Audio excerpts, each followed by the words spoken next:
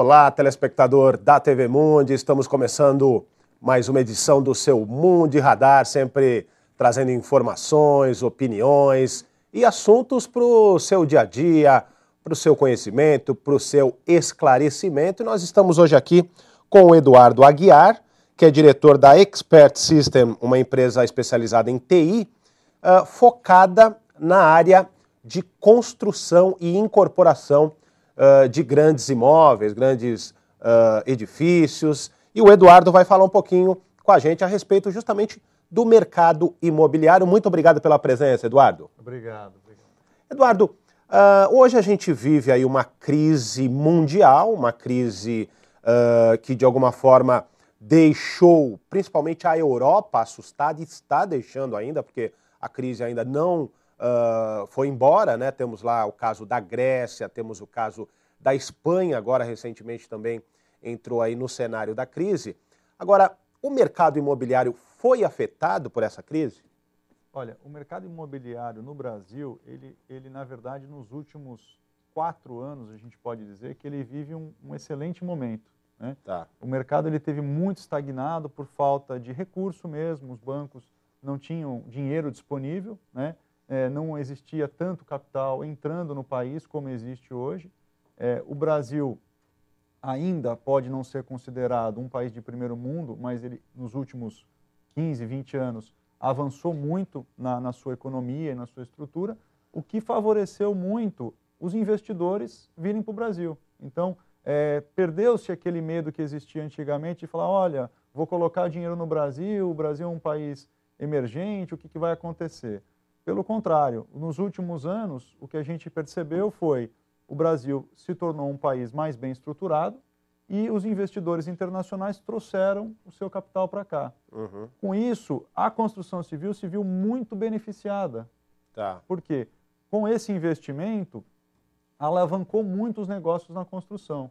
Seja os fundos de investimentos, que são muito comuns hoje em dia, e seja os próprios bancos que estão oferecendo recurso para as construtoras e incorporadoras. Ou seja, essa questão da crise não afeta em absolutamente nada o país no que se refere à construção civil. Continuam vindo investimentos de fora para cá nessa área. É difícil a gente afirmar que não tenha nenhuma repercussão negativa, né? Dizer que não vai afetar seria muito difícil. Até esse momento, a gente percebe que o movimento continua bom, né? O mercado imobiliário ele está muito aquecido porque existe uma demanda muito grande ainda no Brasil por habitação.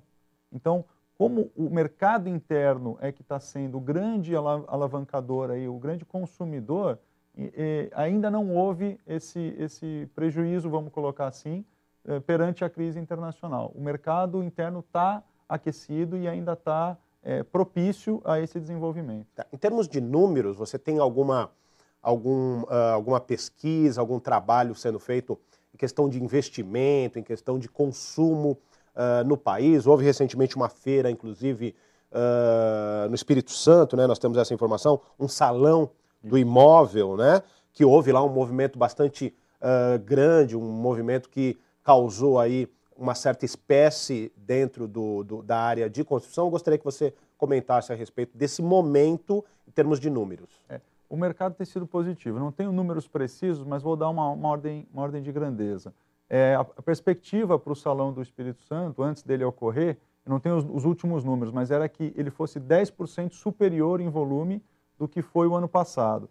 Eu tive recentemente em São Paulo, num evento organizado pelo Secov São Paulo, que trouxe vários outros Secovs e ADMs, que são as empresas que organizam localmente as construtoras e incorporadoras, e tudo que eu ouvi nesse evento foi muito positivo. Quer dizer, todas as regiões do Brasil, inclusive o Espírito Santo estava lá, estavam muito otimistas com relação ao desenvolvimento do seu mercado, né? A região do Nordeste também estava muito otimista, São Paulo, enfim, a gente percebia que o movimento ele era quase que, de uma forma geral, em todo o Brasil, bem positivo. Tá. Agora, a gente tem uma ideia de que São Paulo é a capital aí dos grandes negócios, das grandes construções. São Paulo continua sendo essa locomotiva também locomotiva do país também no aspecto da construção, ou há alguma outra região no país que faz frente ao estado de São Paulo? São Paulo continua ainda, pelo que a gente acompanha, continua sendo a grande locomotiva. Mas a gente percebe um movimento positivo de outras regiões que estão se desenvolvendo rapidamente também. Certo. Né? Inclusive, a valorização dos imóveis no último ano, um ano e meio, foi uma das maiores do mundo aqui no Brasil. Em São Paulo foi uma das maiores. A região, se eu não me engano, do Rio de Janeiro teve uma grande valorização. Regiões também como Recife, Brasília e outras regiões do Brasil estão se aproveitando muito desse momento. Né? Você percebe, inclusive viajando pelo país, que faz parte da nossa profissão, você percebe que as grandes empresas também estão espalhadas hoje pelo Brasil.